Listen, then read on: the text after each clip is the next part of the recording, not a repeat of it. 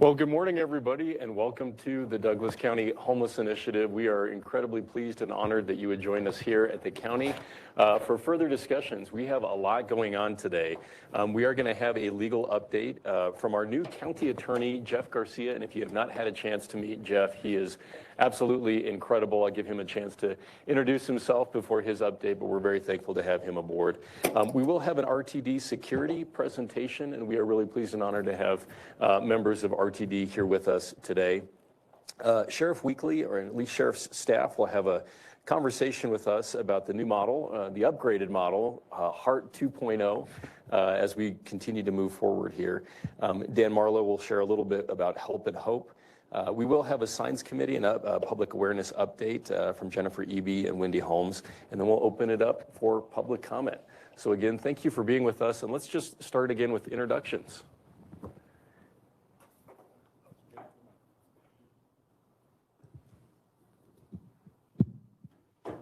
Hi, Mike Hill, Director of Douglas County Health Department. Mike Wade, Executive Director of the Douglas County Community Foundation. Tiffany Marcito with the HEART team. Steve Martin, Deputy Chief with RTD Transit Police Department. Laura Heftemark, member of Parker Town Council. Mike McIntosh, Bureau Chief for Douglas County. Kirk Wilson, Chief of Police for Lone Tree. Dan Marlowe, Executive Director of Help and Hope Center. Good morning, Erin White with Manor Resource Center and Winter Shelter Network. Julian Bouquet, RTD Director for DCHI, representing Douglas County and parts of Arapahoe County. Jason Gray, Town of Castle Rock Mayor. Yeah, we'll keep this with you, Mayor. Sure. Abe Layden, Commissioner. Jennifer Eby, Douglas County staff. Wendy Holmes, Douglas County Communication Public Affairs Director. Jamie Reif, Executive Director of the Metro Denver Homeless Initiative. Jeff Garcia, County Attorney, Douglas County. Great. Well, again, welcome everybody. I think, part of the secret sauce of this group is the fact that people from so many different backgrounds and areas of expertise gather together to have these critical conversations. So again, thank you for being here with us. With that, I believe we will turn it over to Jeff Garcia, our county attorney, with a legal update. Jeff? Thanks, Commissioner. I'm going to talk a little bit about a case that was recently decided in Boulder District Court. And I do have a PowerPoint presentation. If we can put that up. Closer? Okay, thank you. Hey. Learning on the fly. So our subject matter expert on this, Amy Edwards. Jeff, before you get started, I apologize, but I want to make sure we introduce the esteemed Mike Behemoth from The Rock as well with us, representing the faith-based community. Jeff? Thank you. So our subject matter expert on this, Amy Edwards, is unfortunately unable to join us today, but I'm happy to discuss the case, Feet Forward versus the City of Boulder. In that case, Boulder's tent and blanket ban were challenged. The tent ban prohibited, I want to say this correctly, so I'm going to read the ordinance directly to you. The tent ban prohibited sheltering or storing of property outside in any tent, net, or other temporary structure. And the blanket ban, which was prohibited living or sleeping outside using any cover or protection from the elements other than clothing. The court looked at this reality of both these ordinances and found that there was no fundamental right to sleep, rest, or recuperate on public land, that such action was not the same as freedom of movement or freedom of travel. And moreover, that Boulder could exercise its police power in this fashion to limit this behavior for the matter of public health. The court, having reviewed the objections to these ordinances and challenging the legality, dismissed all claims challenging the legality of the tent ban outright, and all but one of the claims challenging the blanket ban. The challenge that survived a motion dismissed, that is to say that it's still going to be decided, that doesn't mean that it's legal, but at the moment it's still to be decided by the court, was whether or not an individual could be the law could be enforced against an individual for taking minimum measures to keep oneself warm and dry when there was no shelter available, and whether or not that enforcement action would be considered cruel and unusual punishment. So that is still being decided by the court, but at the moment, that is the only claim against these two laws that has not been dismissed by the court. I'm happy to address any questions. If there are more complex questions, I may have to respond with an answer because, again, the attorney following this case is not with us at the moment. So critical piece of case law coming out of Boulder. Any questions for Jeff about the case, background? Yes.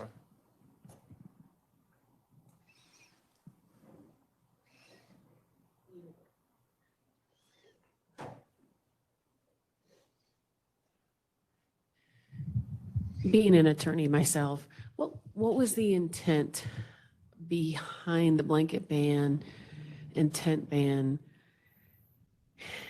If they were able to enforce this, is this going to force folks into shelter? I mean, how are they going to solve their problem? Do they go into any of that? They didn't go into the actual enforcement action of it. They were really looking at the constitutionality of the both laws. That being said, with the reference to the availability of shelter, I think there was an expectation that that would at least be an offer. Okay, but it wasn't really said anywhere. No. Thank you. And I'm happy to share the court's order in this, the laws that are from Boulder, or anything else if anyone needs those. And I may have missed it. Is that in the Boulder District Court, or what court is hearing this right now? That was in the Boulder District Court. Okay, thank you. Other questions for Jeff? You know, I think it's an important consideration in Douglas County. You know, we're obviously leading with the 4 C's: compassion, code enforcement, community services, and communications. Starting with compassion, no doubt we do have significant compassion for those that find themselves unhoused and in crisis. I think the flip side of that challenge is, you know, being born in Denver, 5th generation Coloradan, I really struggle anytime I go down to Denver and I just see massive encampments on the sides of roads, and you know, public areas simply overrun with litter and debris. I will say that in Douglas County, we've been advised by our council, your predecessor, maybe your predecessor to your predecessor, that we do have restrictions on camping in unincorporated Douglas County based upon our signage, and that is legally enforceable. And we also do have, and I don't know if Mike would like to speak about this at all, but we do have teams that will go out and clean up abandoned encampments, and maybe our HEART team would like to speak to that as well. What's happening with encampments when we see them?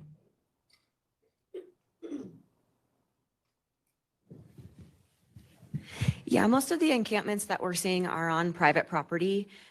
So it is up to the business owner to contact a cleaning crew to get the camp cleaned up. We have assisted those individuals with contacting some cleaning crews that have contracted with Castle Rock Police Department in the past. But normally they have had success with cleaning up the camps on their property by using a cleanup crew.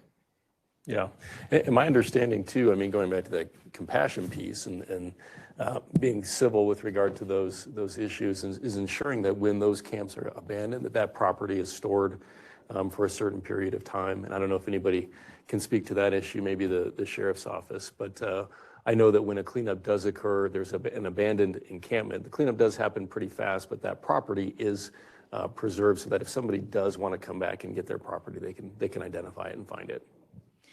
I do know that Castle Rock keeps the important documents that they find in camps in a secured spot that is posted on their website. So if an individual wants to come back and claim their property, they can reach out to Castle Rock Police to get their property returned to them. I am uncertain what the private businesses are doing when they are collecting those items.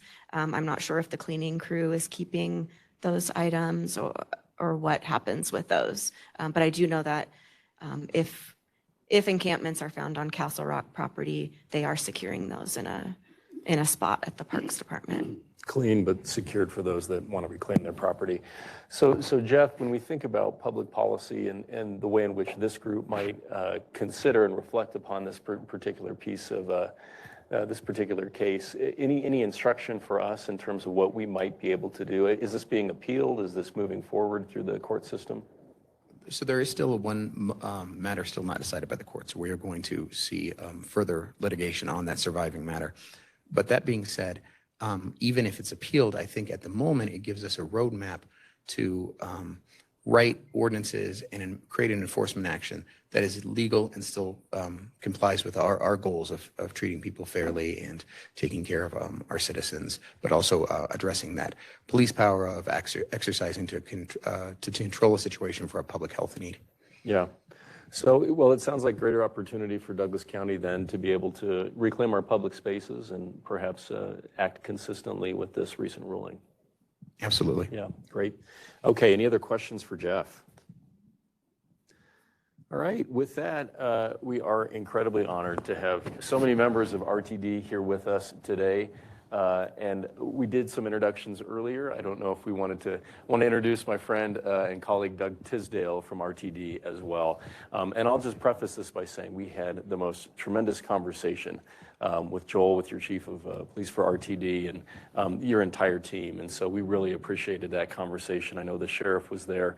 It was a pretty pointed conversation around what we have seen in terms of open fentanyl abuse, drug deals, the recent shooting that we saw at the RTD Light Rail in Lone Tree.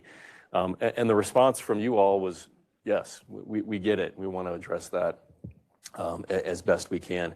It sounds as though the biggest challenge was just collaboration and coordination and making sure that you had participation from the counties and municipalities in terms of law enforcement to support your efforts. And I don't want to speak for the sheriff's office, but when Darren and I were there, Darren's response was also yes, and how can we help? So with that, I guess I'll turn it over to RTD for their security presentation.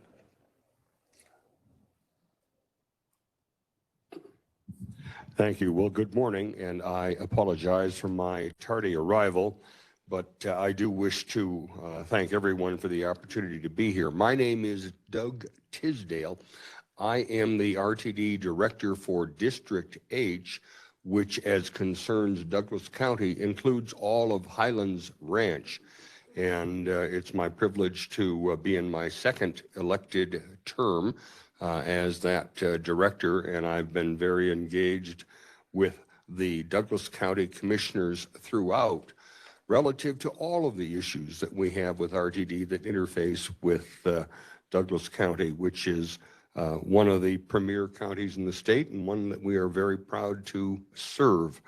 I know that our deputy chief has a presentation to go through, and I have to tell you, we are, and I don't know whether Director Bouquet has had an opportunity to speak to this yet, but we are dedicated and committed to the proposition that RTD will communicate, collaborate, and cooperate with Douglas County and with all of our counties and all of our municipalities relative to the issues that we face. They are unprecedented in terms of the degree to which we encounter these things in today's world, but we are prepared to address them. And I thank you for the opportunity to have this chance to communicate and continue that collaboration. Thank you. Thank you, Director Tisdale.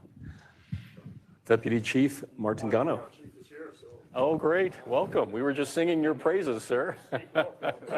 I stalled just long enough for the chief. Well, we were saying how incredibly impressed we were with you and how thankful we were for our meeting, and we'll turn it over to you for the presentation.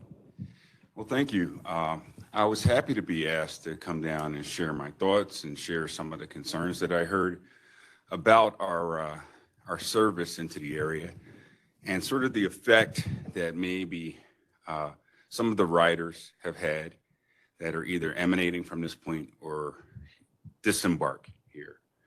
And working with the sheriff, our hope is to build a better relationship, and we've started this. We needed the ability to be able to process prisoners in this area. So I'm a little out of breath because I walked quite a few blocks. I was directionally impeded in my. But anyway, the biggest thing is building a relationship with the Sheriff's Department and building a relationship with Lone Tree so that our officers working with, I should say in conjunction with deputies and officers from this area are able to address the problems that happen on our property. There was some concern that some of the law enforcement entities weren't able to cite people for trespassing when they are trespassing, or there was a reluctance maybe for us to do so. We don't have anything that prevents us from citing folks for trespassing or addressing the kind of chronic crimes that you're seeing happen as a result of some of the influx of folks that are disembarking in these areas. What we've done since the time that we've met with the sheriff and obviously the county commissioner, our intent was to partner one of our police officers with either a deputy or a Lone Tree police officer to be able to identify those who are obviously passengers that ride every day and then who are chronic problems. Are they persons that don't pay fare every day that cause a problem or create some kind of concern in either your parking rides or just in general while riding our implements of transportation? We're taking very seriously the fact that people perceive that they're unsafe. We take very seriously the fact that anyone riding or using as a customer of our implement of transportation would feel in any way unsafe or feel impeded upon by someone that would use open air narcotics or create a disruption on a train or even go so far as to assault someone on a train. So the impetus is to make sure that people in Douglas County feel safe using RTD, and moreover, to be a more active or have a more active presence, a visual presence that you see, whether it be us, whether it be our partnership with Douglas County or our partnership with Lone Tree or any other police department. But what we really are working towards overall as an organization, I'll share, is we've broken down the total scope of the RTD service area throughout the whole Denver metro. That's, I'm sure you've heard, the equivalent of the state of Delaware. And we have 5 commanders responsible for each area. You have a commander that attended our meeting that is responsible for this area as well. And we are backfilling or transitioning is the best word to put it, between having armed security and having armed security be our primary point of focus and ensuring that there's safety on implements of transportation for RTD to a sworn police force. There'll still be some complement of allied security staff, but the sworn police department complement will grow larger. That will work directly for that particular commander. That commander is someone you'll see at meetings here. You'll be able to reach out to, pick up the phone and call them, tell them what your concerns are, what your constituents are telling you.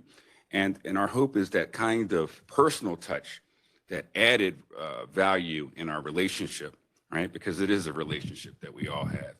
And that will mean or translate to a better, more secure feeling amongst those customers that leave here to go to work every day. You should, and I've said this in other meetings, there's no way someone should feel first unsafe and second that once they park their car may not be in the same condition in which it came back to. And that's a joint responsibility between us and between the folks that are your primary law enforcement providers in these areas. We're willing to work and allow your folks to be able to cite on our property, which is important. We've done that with other jurisdictions. And with that being said, the partnership that we builds a relationship between our commander and our police officers and the folks on the ground. And when there's that kind of relationship, obviously things get done. I would love to answer any questions that you have about anything I've talked about or about the partnership that we are referring to. Chief Fitzgerald, thank you so much for sharing that and for being here with us. Any questions for RTD or the chief? Please, yes, ma'am. Just in terms of some of the security, are there cameras throughout the RTD trains? There are cameras on trains. There are cameras at our stations. We are actually undergoing an upgrade of camera systems as well. The upgrade will modernize some of the camera systems throughout the entirety of the RTD system. I couldn't give you a timeline on camera changes right now, at least, for our Douglas County stations. But what I can tell you is one thing that I observed once I was hired in August of 2022 is that our camera systems were hyper-focused on the interior of RTD stations, platforms, and such. Our next move and our next iteration of camera networks throughout RTD is to focus not only on the platforms, but inside the trains, inside your buses, and the areas in and around our properties, because how best can we leverage the relationships between the communities and between the police departments? How best can we do those things without having our cameras already, the infrastructure of cameras there in the system? So it's just a matter of upgrading our equipment to ensure that we're getting viewpoints in other areas. And that's just a matter of changing out some of the cameras and reallocating some of the, I should say, adjusting some of the focal points of where those cameras are.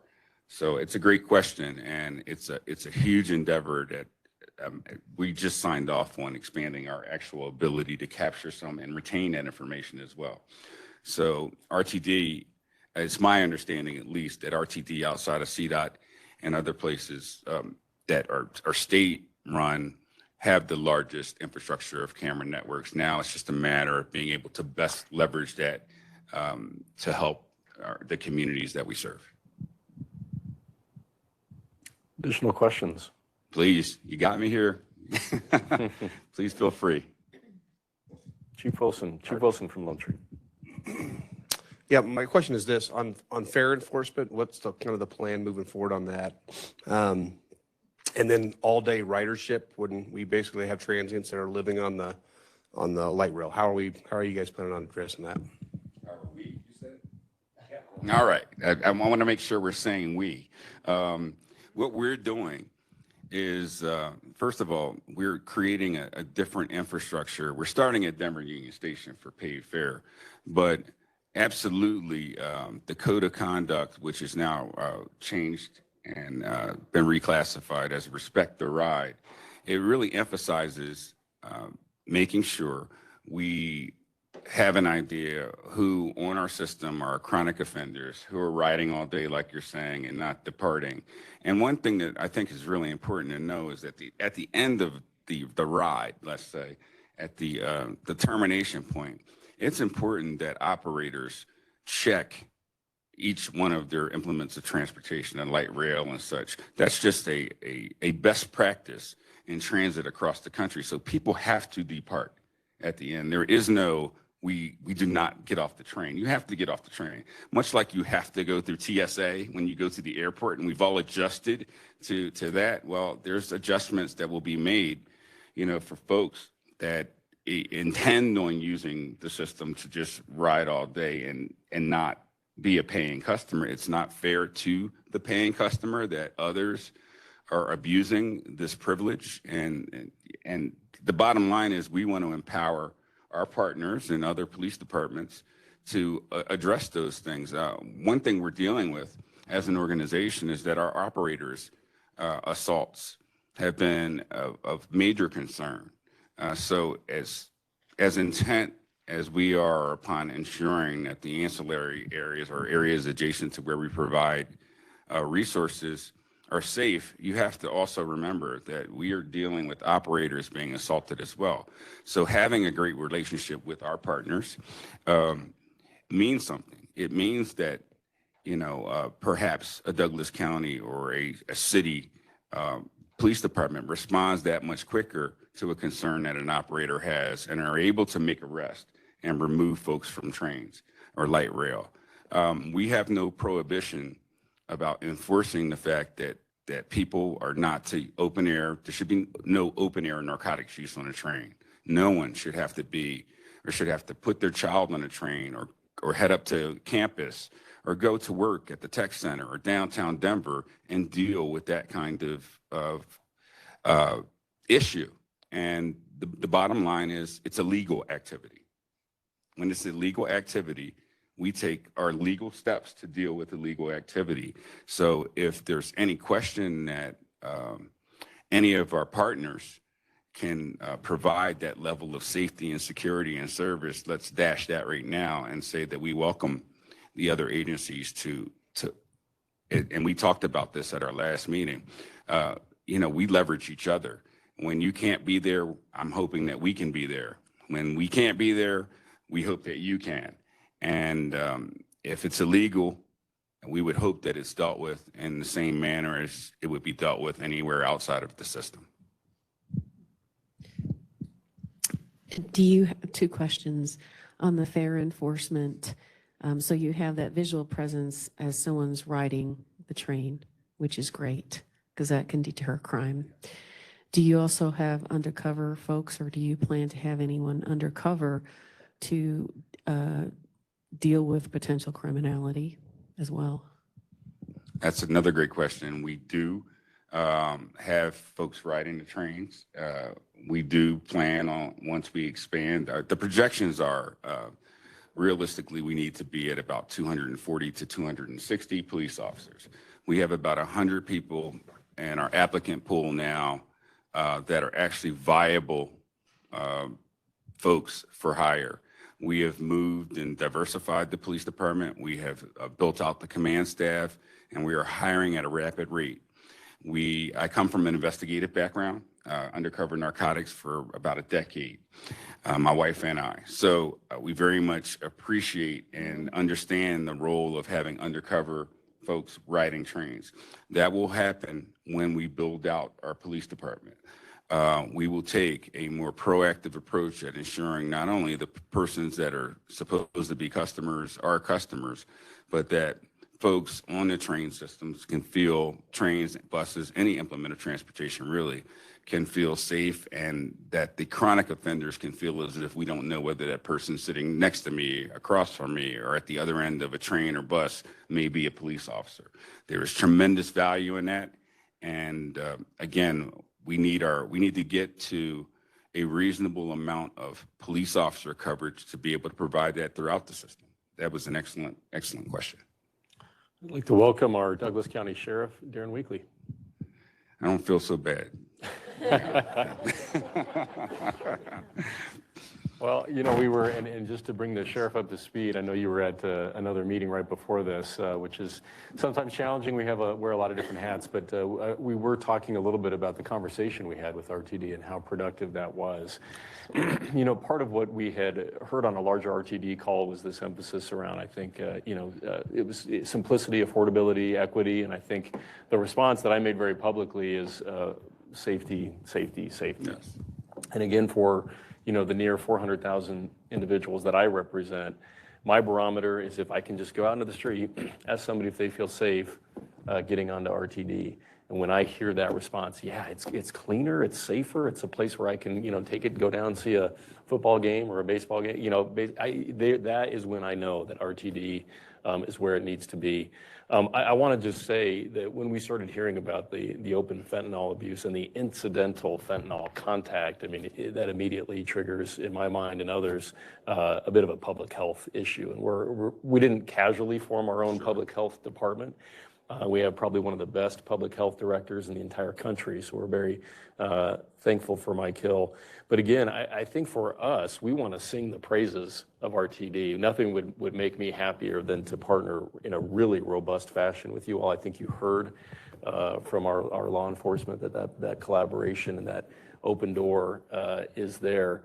What you have done at Union Station, again, I'm a Denver native, and so I go down there now, and it is awfully clean. It is really a great place where I think people can show up and feel comfortable. Our only ask is to replicate that model right here in Douglas County. And I think we appreciated, Chief, you saying that Douglas County could be a model for what safety on RTD looks like. And I just want to assure you we are excited to partner there. You hit on a couple different things. And, Yeah. you know, we know criminality and criminal conduct is a public safety issue as well. But I shouldn't say public safety. I should say it's a Public health. Yeah, public health issue. We don't, that's not lost on us. We do attack things from a public health standpoint as well.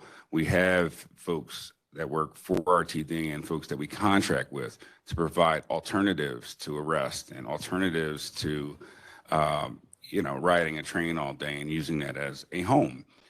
We can steer people towards those resources, and we actively and aggressively do that. So I don't want that to be lost on anyone here. However, criminal activity is criminal activity. Let's not lose sight of that as well. And we take that very seriously, and we are not going to put other people in jeopardy and sacrifice, again, the safety and security of your paid ride to go, whether you're going to downtown Denver or wherever you're going, whether you're taking it one stop, to make it more convenient for folks that would do you harm or would commit criminal activity to remain on our system. That is a very, very important caveat here. And another important piece that you should know is that your sheriff and I, and during that meeting, we worked out something that, you know, other jurisdictions, it may take months to work out, and that is, or years, and in some cases, you know, making sure that RTD police officers, we're state certified like everyone else in the state of Colorado, can take action and relieve Sheriff Weekly's staff from having to come and transport that person to jail and process that person.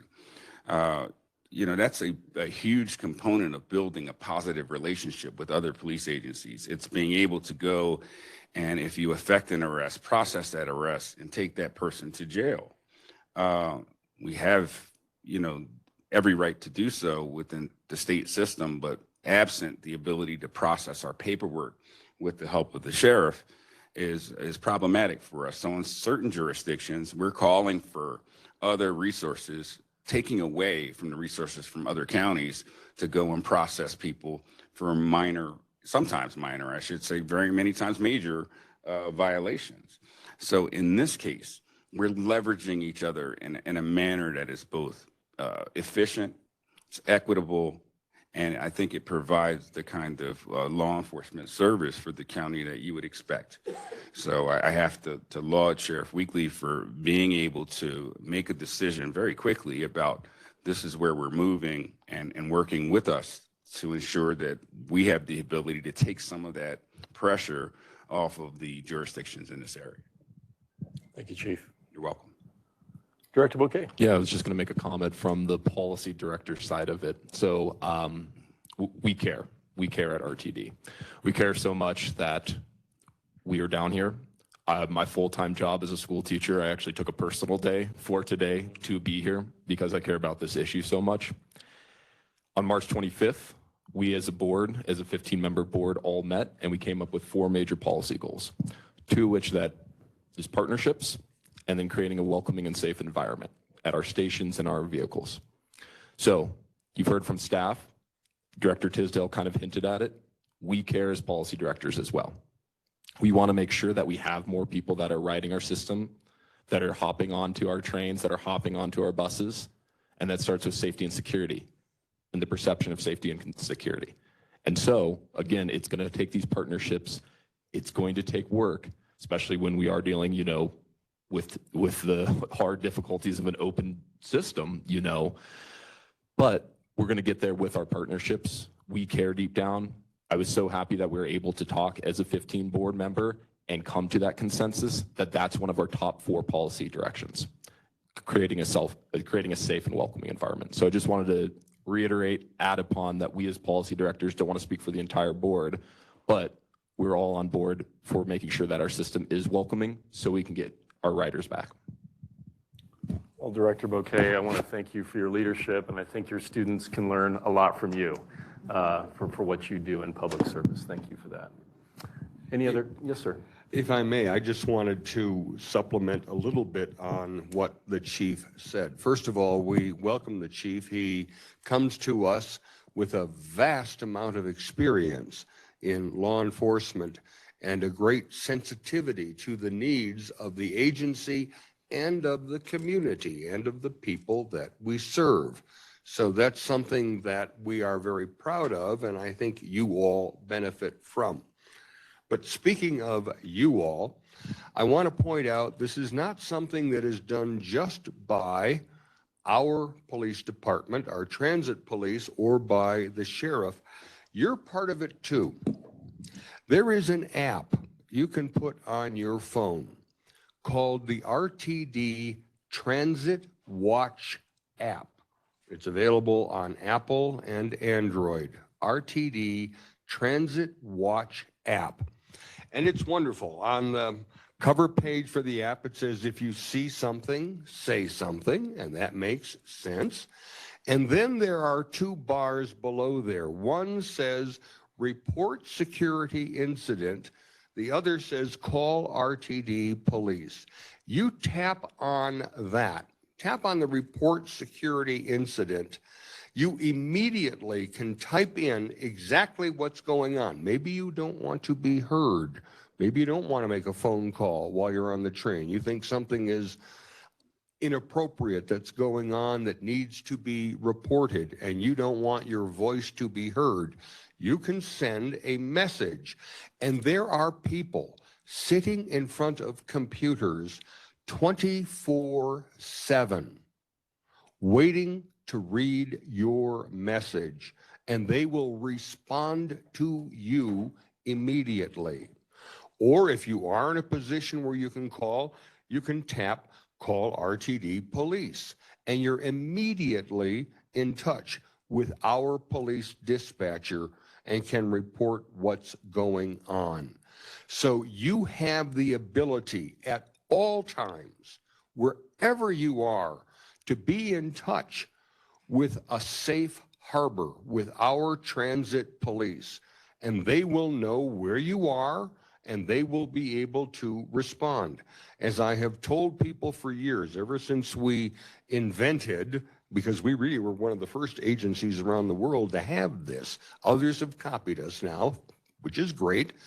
But I used to tell people, and I tell you now, if you have the RTD Transit Watch app on your phone, you'll never ride alone. Just remember that. Thank you. Well, that's fantastic. It's great seeing you adapt to new technologies. Any other questions for RTD? You know, I have to say that, you know, in this room, we regularly talk about the issue associated with public safety. I just lost my microphone. Hopefully you can still hear me. But that it's not a crime to be unhoused, but it is a crime to commit a crime. And I shared that in our meeting with the sheriff and with the chief, and the chief's response was yes. And that was just so exciting to hear that level of, I think, philosophical alignment. We want to make sure that everybody still has an opportunity to ride. I get that. Accessibility is a big deal. But public safety, I mean, our secret sauce in Douglas County is we're one of the wealthiest counties outside of Washington, D.C. because we're really safe. And I think that revenue model could also be replicated for RTD as well. But anyway, I want to just, again, thank you all for being here today. We greatly appreciate the ongoing partnership. Absolutely. So with that, we'll move on to the new model for the HART team. Sheriff Weekly? Well, we had selected two new HART deputies. We have Deputy Luke Ward and Deputy Brad Schramm. If you guys could stand up. So these two gentlemen put in for these positions. They are excited about it. We're going to be adding a third deputy next month. And so I'm pretty excited about having these two new deputies here. Based upon whatever time of day it is, we want to make sure that people that call that HART number actually have somebody they're going to talk to. So we want to avoid having something go to a voicemail. We want somebody to actually be able to respond. And that's another reason why we're going to add a third deputy sheriff next month to the program. So since I was campaigning as the sheriff and especially as the sheriff, we never want homelessness to get a foothold in Douglas County. And so we're going to dedicate the resources that we need to addressing it, whether it be homelessness, an encampment that somebody sees along one of the trails, or panhandling on our roadsides. We want to make sure that we have the resources in place to connect these folks with the navigators and to get them the help that they need. We're also going to enforce the law when necessary. And so that's my commitment as the sheriff. Not to go backwards, but just to reiterate what the chief said, Douglas County wants to be the model for other agencies to follow. And so the reason that I'm late is I was at a legislative committee meeting with the County Sheriffs of Colorado, which is a bipartisan organization. So I'm connected with all the sheriffs throughout the up and down the Front Range. And so what I want to be is the model for the other sheriffs to follow, whether that's Sheriff Brown that's just to the north, or Sheriff Marinelli that's in Jeffco. So we are going to be aggressive in terms of our communication with our constituents and to ensure them. And I was just at a meeting the other night where they reinforced they don't feel safe on public transportation. So we got work ahead of us, but rest assured that we're committed to getting that done. Sheriff Weagley, thank you so much for that, and welcome aboard, gentlemen. We greatly appreciate you jumping on board with our HEART team. We were talking about HEART 2.0, and our HEART team has had a lot of success recently, reducing that point in time down to a total of 27 that they know by name. One concern that we've talked about in this room is Tiffany being alone, engaging with somebody that may be potentially dangerous, providing incredible social services supports and providing that navigation, but then being in harm's way. And one thing we've seen in our mental health initiative in Douglas County is when you have a peace officer paired with a clinician, magic happens. And when those individuals can go to a call and engage as a team, we not only see a lot of success, but diversions from county court, diversions from, emergency rooms. Sheriff? Absolutely. And just when I was on my way over here, I was hearing the CRT team out on a call for service. So great things happen when you unify, you put them together. But one of the issues that I had, there's a major concern for me is these folks, when you're addressing a homeless individual, you don't know if you're just addressing somebody that really needs help and is thankful that you're standing there for that outreach, or you're coming across somebody that's high on drugs and wants to hurt you and maybe armed with a knife, a gun, a syringe, whatever. And so we want to ensure that when they have those contacts, that we have that law enforcement presence there. Again, these two gentlemen were handpicked. So there's somebody that's going to relate well to these homeless individuals. They're not going to come in to these contacts heavy-handed. We want to establish that good rapport, that good relationship on the front end, which is why those individuals got those jobs. And but I think it's a critical component to the success of the program and the success of the HEART team. And I've said this before, it's all good until it's not. So what we don't want is a navigator to come across somebody to try to give that helping hand, to give that outreach, and have somebody critically injured or frankly killed because they don't know what they're walking up on. And so we want to make sure that we have that component. Well, thank you for your leadership, Sheriff, for being a man of your word and following through on your campaign promises. I think already out of the gate, we're seeing a lot of success. And I want to make sure we identify the other members of our HEART team, and specifically Greg, who works in and around the Lone Tree RTD light rail station. There's Greg in the back. Joel, if you all want to connect with him, but obviously paired with a peace officer, that team will be able to coordinate very well, we hope, with RTD. I can tell you, as somebody that started similar programs in other cities, in the city of Fort Worth, for example, a city of 900,000 people, we had, and we started teams like this from the ground up and reduced the number of calls that we had to our police department by at least 20 to 25,000 calls per year. And that is by proactively engaging people before we have to engage them for criminal matters, being able to talk, build the rapport that it seems like your HEART team's building with individuals, and many times keeping them away from committing crimes because you're proactively providing them resources and options. I know that this is not my time to speak, but I can tell you that it sounds like it's at a national stage and it needs the support of everyone involved to ensure that it is staffed correctly, because that one call out of the thousands that my folks handled at that time, we did have a critical incident, and it did involve someone who absolutely was schizophrenic, and being able to support that in a way that's safe for both the providers and for the police officers is going to be a key component. We do partner people in downtown Denver, and we're building that out. But I would think that that's a critical, and just, interjecting here, a critical piece of making sure that that program can be successful for you. Well, Chief, you are welcome to interject and be here with us anytime, so we appreciate that. And we often say, what is it? Imitation is the highest form of flattery. And I may have mentioned last time that Fort Collins has now created a HOPE team, which I'm not going to get the acronym right, Homeless Outreach Protection Engagement, something like that. But I just like the sheriff is engaged with all of the sheriffs throughout the region. I'm engaged with all the commissioners in the Denver metro area. And we're really trying to have this focus on how we address people that are unhoused in a way that is compassionate but also thoughtful. And co-response is an area where we are all very aligned. So I think we'll see more of that. I'm really trying to encourage my colleagues in Jefferson and Arapahoe to, I know they have the mental health co-response team, but I think if there was a dedicated homeless response team, that might be helpful for all of us. But more to come on that. Any other questions on the new HEART model? Okay. So with that, we're going to move on to our Help and Hope presentation. And first, Tiffany has a. Oh, and I'm sorry, Tiffany. I just passed right over because I saw two hearts. Tiffany, you have your update. You're waiting. You're part 2 of HEART. Yes, thank you, Commissioner. And thank you, Chief. We had the privilege of riding with one of your officers a couple weeks ago for a couple days. So it was great for him to, show us what they're trying to do in the future and our future partnership with them. So thank you for sending him down. So for the month of March, we had 160 referrals. 78% of those were from law enforcement.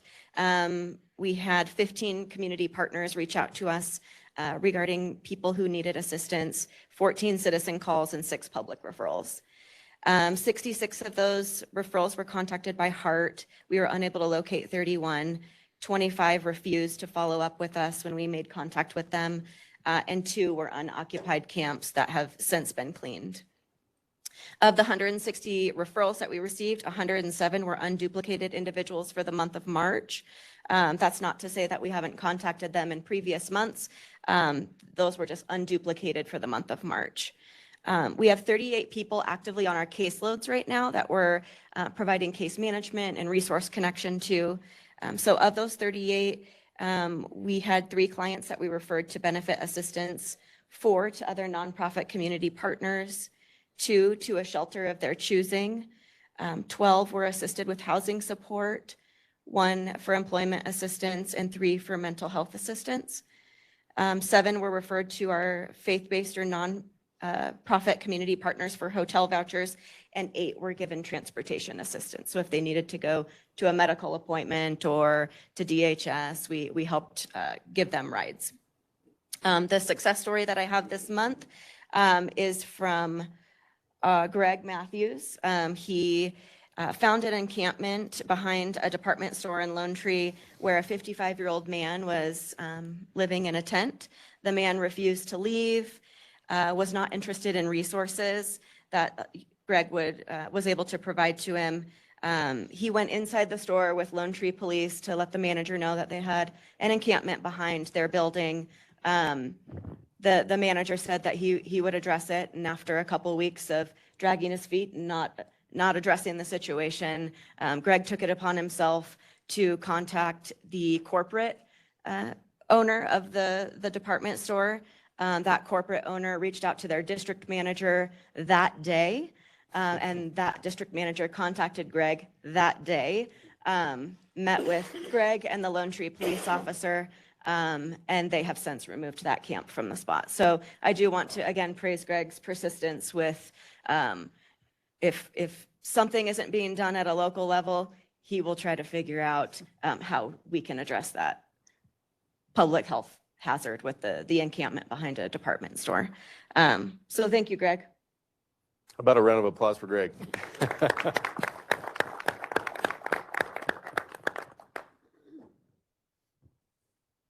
Anything else, Tiffany?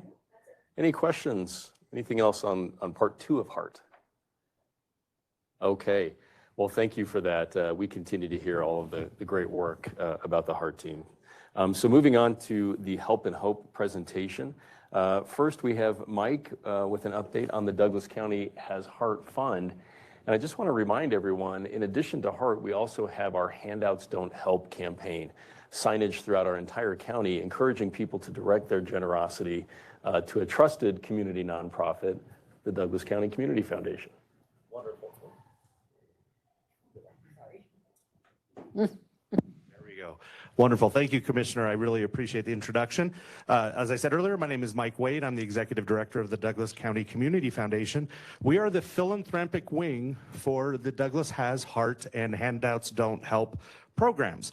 And in real simple terms, as most everyone knows, this program was put in place to help discourage folks from handing out, giving handouts at street corners and around town. So this fund was set up to where when individuals who have compassion and want to help in a philanthropic way go to the county, they can be directed to a place where they can make their financial donation through our fund as opposed to handing dollars out the window. I will say it's really exciting that in the first few months of this program being in place, at the end of the first quarter, the fund stood at a balance of $3,550. What really I think is pretty cool about that is, aside from one individual donation that was about $900, all the rest of that has been in $25, $50 donations. So that has been a great way to help show that there is another way to help those who need assistance in our community. The way this fund works is that as it grows through donations, once it reaches a threshold of $2,500, we then issue at the end of that quarter a grant to one of 4 nonprofit organizations here in the county that help assist with homelessness. And so it's my honor today to be here to present our first grant distribution to the Help and Hope Center for the first quarter of 2023. Hear, hear. And I couldn't be the former marketing guy I am without like standing up with a big old check and then handing it. So I actually have a big old check for you guys to see. Mike has become well renowned in the county as the man with the big checks. There it is. Sure. Well, we should all be in it. Yeah, we got to get the Douglas County logo in it, right? Okay. Yeah, that's the cashable one. No bank will take this one.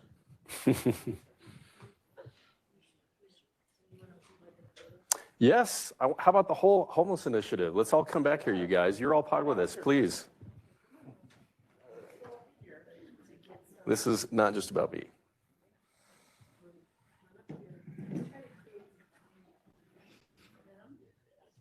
You need to make these checks out of metal so they're real heavy. Yeah. You have to really carry it to the bank. Has anybody ever taken one of these to the bank? I would love to see it. I know. They probably would take that.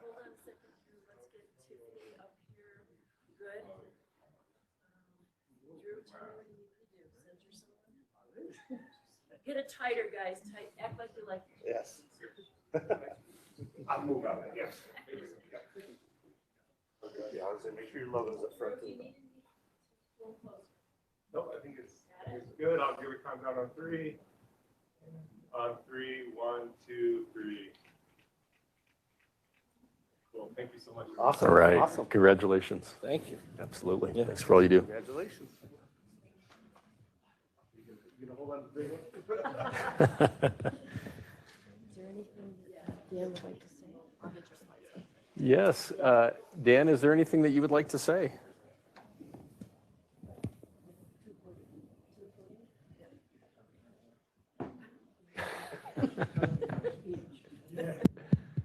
You didn't think you were getting away without talking, right? Yeah. It's like the Academy Awards. You get an award and then you get to talk about what you've done. Yeah, well, thank you. That's an honor to be the first recipient of that check, and it will go quickly to purchasing food probably at this point. We're doing a lot of that. I have a quick presentation just to give you some background. Help and Hope Center started off as the Douglas Elbert Task Force back in 1981 in that garage in the home of a lady named Mila Rudolph, who was partnered up with a couple of other ladies from local churches and saw the need that there was and began to collect clothing and those kinds of things and distribute that out of her garage. Next slide, please. We were incorporated in 1984, the year I got married, so that's going to be 38 years ago. And moved over to Briscoe Street. That's not the building anymore, but that's the location, and served over 1,400 people with $13,000 of assistance. Next slide, please. 10 years later, they purchased this building on Jerry Street. It used to be a post office, I'm told, and it's right there next to the Castle Rock Chamber of Commerce. And I think that's when, at least if you've been a longtime Castle Rock person, you really began to know about the task force, and people who've been around a long time still refer to us as the task force. And I say, no, we're Help and Hope Center now, but 500 folks per month, and added service for Elbert County families as well. Next slide, please.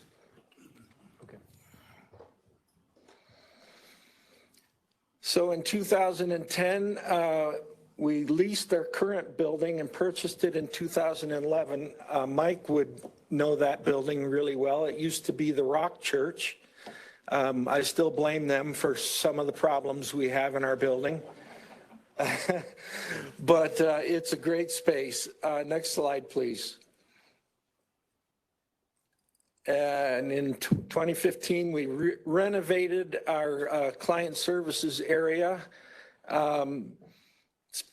Spent a fair amount of money to make that a nice atmosphere in there for folks coming in for help. Next slide, please.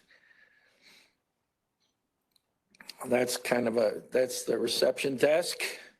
Keep going. And in 2018, we rebranded as Help and Hope Center. When I came in 2017, and I would say to people would say, what do you do? Who do you work for? And I'd say the task force, and they'd say, is that some sort of a police thing? And I said, we need a new name, something that talks about what we actually do. And our mission is to assist financially fragile folks, individuals and families in Douglas and Elbert counties, give them emergency services. Most of them are facing some sort of crisis, divorce, loss of a job, sickness. We every now and then get people whose houses have burned down, all kinds of things like that, and they just need help over the hump, right, through that crisis. And so we provide food. Our food pantry is our primary service that we offer. We give folks over 2 weeks worth of groceries for whatever size family they are. We also do financial assistance with rent or utilities if folks are facing shutoffs or they're facing eviction. We can help with them. We work directly with the landlords or the utility companies, help keep them, keep their heat on, as we say, or keep them in the house.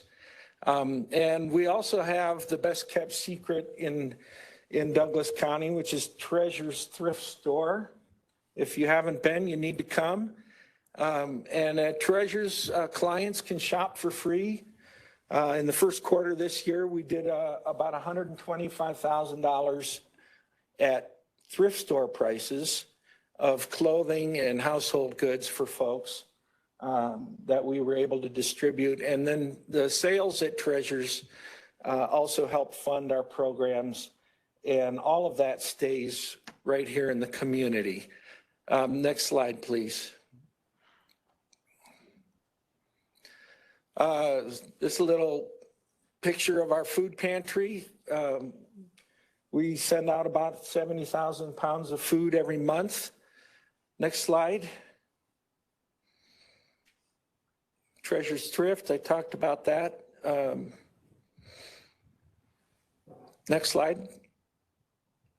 And this is just a little look back to when we started and to this past year. Over 24,000 folks walked through our doors last year. And that was up about 20%. And we're staying on that trend right now, about 20% more people so far this year. So the need is big.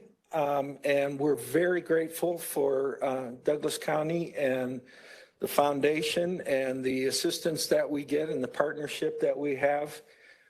We love to work with you guys. We get calls all the time from the Heart team, and it's really exciting. Just one last thing on that. You know, there's a sort of a idea about what somebody looks like that comes through our door. And whatever that idea is in your head, it's probably wrong. They look just like you and me.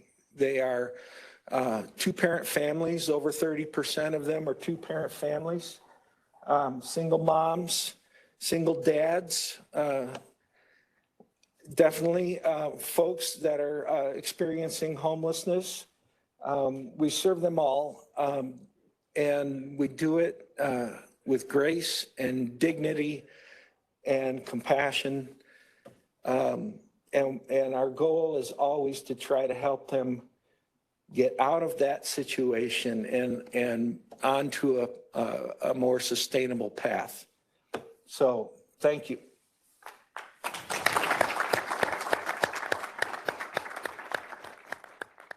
And Marlo, you really represent that C in compassion from the Homeless Initiative, and we thank you. So with that, we'll move on to our last item today for our Homeless Initiative meeting, which is the Sign Committee and Public Awareness Update.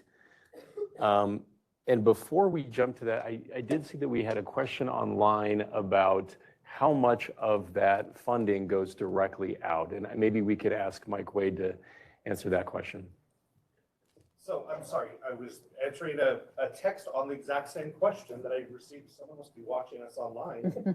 and asked me where they can make a donation to this. So I was just trying, so please, I'm sorry, Commissioner. Sure, and I think, Jen, do you want to read the exact question? Yeah, the question is how much of the donations go to serving people and not going towards administrative costs? So it's a wonderful question. At DCCF, we have a very, very simple policy. We're here to serve the nonprofit community in Douglas County. In this specific case, with this fund, there are 0 fees charged. So 100% of what is donated to this fund goes out to the nonprofit community. DCCF does not keep a nickel. 100%. 100%.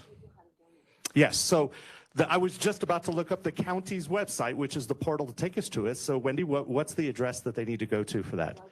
DouglasHasHeart.org. I'm glad you said the .org. I was going to say .com. So DouglasHasHeart.org. And there's also other resources at the website as well, but there is a Donate Now button there, and that takes it directly to Douglas County Community Foundation's page where they can make a donation with their credit card online. There's also the address there where they can send in a check. And actually, the majority of our funds has come in from checks. So outstanding. It's been kind of cool. And with that, we'll move on to our last item, Signs Committee and Public Awareness Update. Yes, thank you. We do have some exciting news when it comes to the signs that we have. If you could go to the next slide. We have a map to show kind of where that activity is. And so we do have some new signs that have been installed since our last meeting. Those signs are the green dots that are on the map here. Castle Rock has installed 5 signs at their trailheads. Mayor, I'm not sure if you wanted to speak to that, but I do have locations. So those are all along the trailheads in Castle Rock. There are 5 of them, as I said, 2 at Festival Park. One is at the entrance to Safeway. One is near Meadows Parkway Trailhead, and then one is at the Kinnear Street entrance, which I believe is Santiago's for those of us who need that kind of references. That's like me. There are also 2 that have been installed since the last meeting from the Highlands Ranch Metro District. That is at the Redstone Tennis Center and also at Falcon Park. And we also wanted to call your attention to the yellow dots that are up there in the northern part of the county. Our Douglas County Public Works and Engineering has been working hard to identify locations that are adjacent to RTD bus stops, but within Douglas County right away, and also keeping in mind that these are areas where we are seeing quite a bit of heart referral activity from our heart team. So taking a look at where that is happening and where we were able to identify good locations for signs. What you see up there is 20 additional signs that are proposed and will be installed over the next month. So hopefully within the next 2 weeks, you're going to start seeing those signs. And then I just wanted to let you know that at this point, our total count of signs, not counting those 20 that will be installed, is 37. So once we have those 20 installed, we will have 57 signs throughout the county. And I'm going to pass it on to Wendy for an update on the public awareness campaign.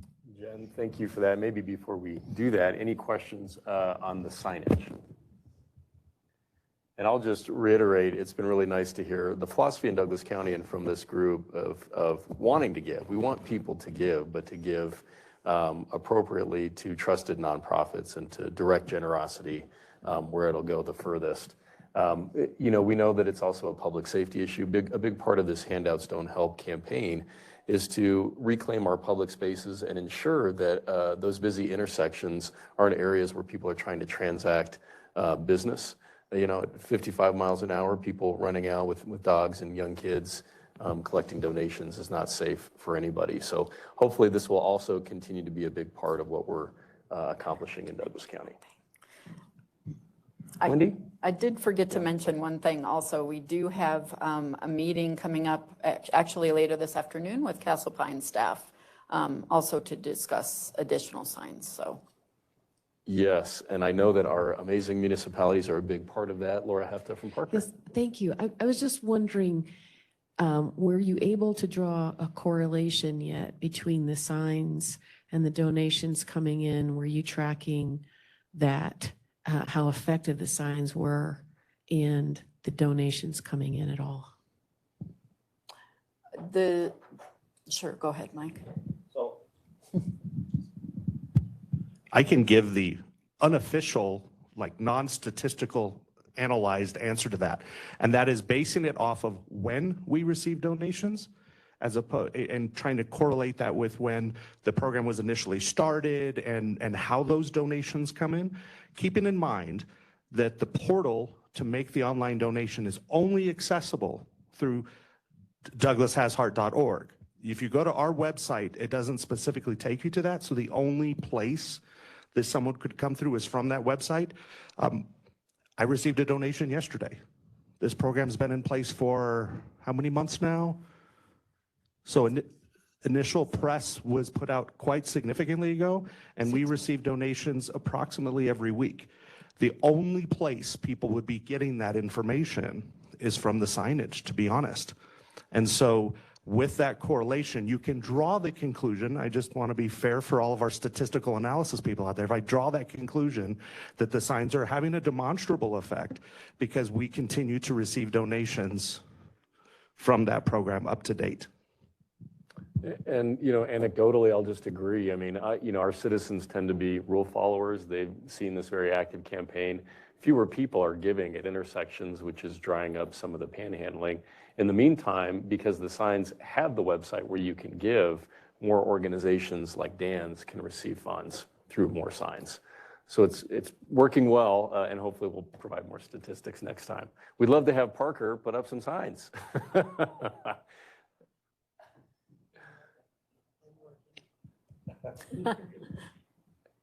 I'm working on it. Laura Heft is on it. I need a lot of evidence make a note from of my that. board. Thank you, Laura. Councilwoman Hefta, thank you very much. Wendy. You good? Okay. Wendy Holmes with Douglas County Communications and Public Affairs. First of all, for those of you who are rather new to the table, it helps to know that because this is such a small county, relatively speaking, it's a small county, and part of our brand is partnership and collaboration. And for the last 20 years, we've been working with the communications directors, community relations managers, with all of our cities and towns and large special districts. In addition to the actual signage that's going out, and to answer in part the question you had, Councilwoman, for Mike, there is a huge grassroots effort. That same art that is on those signs, on that map, is in social media, it's in print advertising, it's in digital advertising all over the county. And today is my shout out to the Highlands Ranch Metro District, the Highlands Ranch Community Association, and the Northwest Douglas County Chamber and EDC, who for the last month since we met have been installing posters in their rec centers, flyers in their rec centers, distributing information at their meetings, as did the Northwest Douglas County Chamber and EDC, reaching out at a grassroots level, going where people already are in their communities to see these handouts don't help signs, the encouragement to donate, and the encouragement to be compassionate for those who are unhoused in our community. So that's my report today. Wendy, thank you for that. And it's because of the institutional memory that Wendy Holmes has, being here for several decades, that I think we have so much success for. Well, is that she started when she was 10 and a half. So yeah. So we got her early, but it's high praise for It the is long 20 time years, that- sir. Yeah, 20 years this year. We come in with these ideas on communications, and it takes experience to roll them out. So we appreciate that. So Wendy, thank you for that. And not only will it, can it be the very hard signs that go up exterior, but our business community can also have just the paper posters. So your Home Depots and your King Supers, where you have partnership in your jurisdictions with the business community, those signs can also be placed very easily. So anybody else on signage? Questions, comments? We do have one additional question online, and I think we may have already answered that, but I'm just going to say it one more time. You can send a donation through DouglasHasHeart.org. DouglasHasHeart.org. Well, we are right on time, well, almost a little bit early, actually, right before 10:15 to move on to public comment. So if you are here as a member of the public, welcome, and we are really glad that you're here. If you do have a public comment, you'll be given up to 3 minutes to speak. If you want to just come up to the podium and state your name and where you're from, we look forward to hearing from you.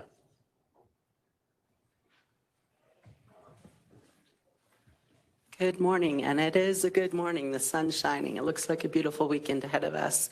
Thank you, Deputy Sheriff Weekly, for your compassionate choice of these men. I can already see it's you always choose well, I see. I mean, we always have a few eggs in the basket that break, but he does a fine job in our Highlands Ranch community. I know that. I have just one. Is this on? Am I speaking too loud? I don't do this often. I was a mother 27 years. I guess I still am. So thank you, Christy, for pairing with the deputy sheriffs and being willing to do that. That is success to move a tent out of public safety area, just like Seattle is facing in Portland. People are moving like crazy out of Portland, and Seattle has community of like a Hooverville, if everyone knows when President Hoover was president during the Great Depression era, that they had Hoover tents, and it was called Hooverville. Same thing happened in Seattle. So prevention is the best medicine. So I agree that this group of people, fantastic, amazing people. Abe Layden leading it is even more remarkable. His dignity and integrity stand high in my eyes. So my success right now, a young boy from Detroit I met December of 2021, a year and a half ago. I had a scholarship to DU, but worked his way out of homelessness. They did a thing in Detroit about him, a clip on a documentary. He came here and I met him on the streets of Denver. I supported him 5 months. We kept in contact, and over the time, a lot of emotional things for him. His brother TJ went homeless, evicted, and he kept going, but he needed more financial help. So as we became friends and helped him along the way, he was facing eviction just 6 weeks ago. I paid for that month of eviction and fines that he could not pay, and he just landed for $11,000 as he's a month setting up through the APS as a scholarship to you, supporting himself and working with Black and Hispanic communities in Denver, doing a goal-driven mental health system reward for these young adults. My second success, I guess, supporting Sam, who is facing life in prison, falsely accused, imprisoned for sexual assault battery from a 17-year-old minor. I've supported him 5 months, lots of money, 5 moves to different places. He's finally back with his brother, not a great situation, but we're getting through court. He has a full 30-hour-a-week job. And with me standing and going to court 3 times, and we face preliminary trial on May 5th.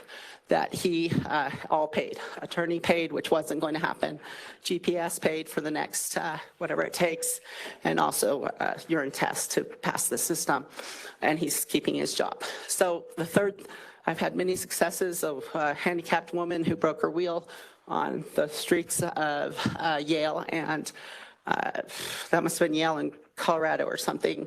No, they don't collect. But yeah, so success is with persons and seeing them like we see ourselves, that we may be the one that needs the hand. And the last thing I want to say with RTD is that I think it's great, but we have so much technology. So, you know, I talk to individuals on the streets that freeload. They just get on the bus free. They don't even think about not buying a bus ticket. So what's happening then with our RTD system when we can ride free and then there's no accountability? If we're saying repeat offenders, I mean, they're doing drugs. They're selling drugs on your buses when they meet each other on those buses. They can time their buses, and I know it. And see, you know, so am I done with time? So, great, but that's my comment, not my question. My comment, my observant. And another meth girl gave birth the other 3 weeks ago, cut her own umbilical cord. I took her to a Catholic charity over on Smith Road. So we do have to, thank you very much. Thank you for being with us today. Any additional public comment? Any other public comment in the room? Okay, is there any public comment online? I don't think. No hands at this point. No hands at this point. Final comments from any member of the Homeless Initiative? Well, you all, thank you so much. I think another really exciting meeting to hear from each of you and all you're doing. I want to again thank our partners from RTD for being here with us and for taking the time to really to lead well. So appreciate you being here. Enjoy the rest of your day, everybody.